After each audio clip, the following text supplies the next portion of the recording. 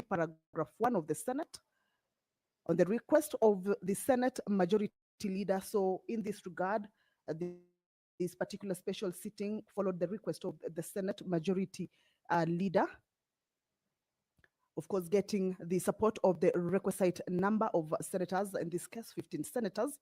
And this is the day that was appointed for this special sitting of the Senate, a sitting that is being held at the Senate chambers, as you can see on your screens.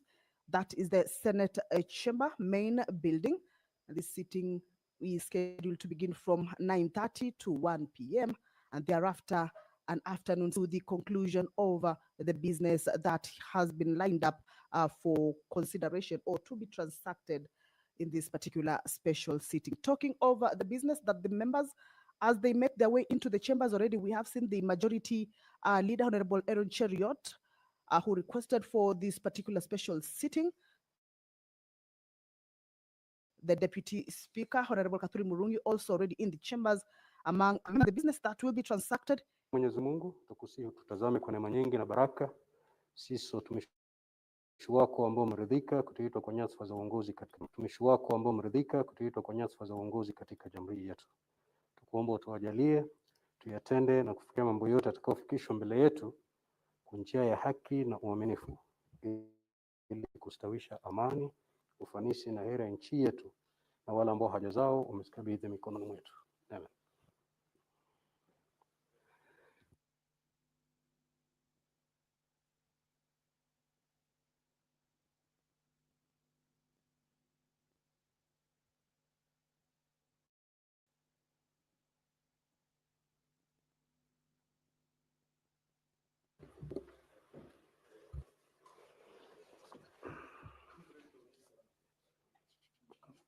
Well, the prayer has been within the precincts of Parliament, but yet to make their way into the chambers to do just that and enable seated inside the chamber. If that is not present, then that would necessitate this particular quorum bell that is currently underway, of course, to give more room for the members to make their way into the chambers. This is a 10-minute quorum bell as directed by the Speaker. And of course, as provided is the Leader of the Majority Party, Honorable Aaron.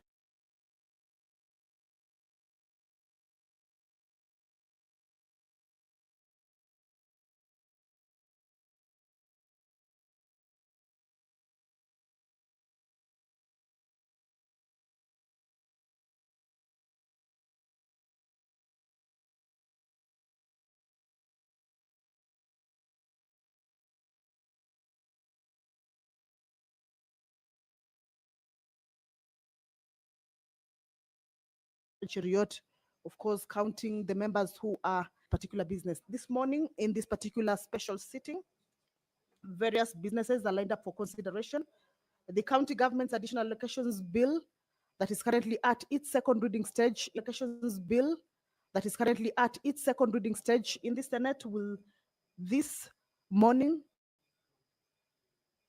go through a debate. Members will start a debate on it.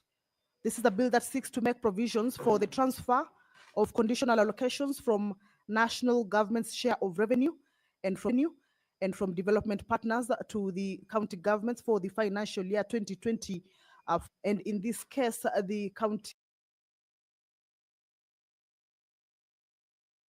governments will be expected to receive about 6.99 billion shillings from the national government's share of revenue, and from development partners a total of 42 billion. So these are monies that with regards to the financial year 2024, this is a bill that seeks to make provisions for that particular transfer of the conditional allocations from the national government's share of revenue, and from development partners to the county governments for the 2024.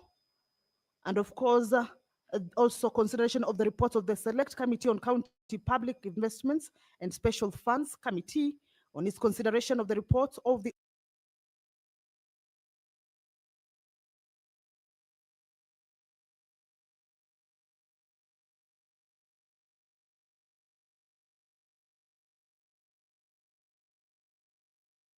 Auditor General on the financial statements for the financial year 2020. Once the Auditor General expenditures with as well as allocations, there is a report that the Auditor General normally does and forwards it to Parliament for consideration. In this particular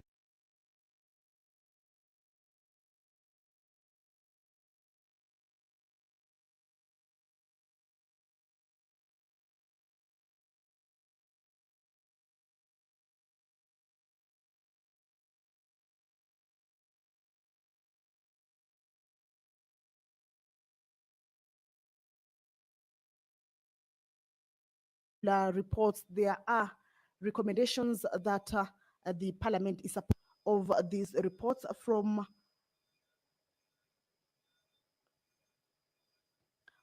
Parliament.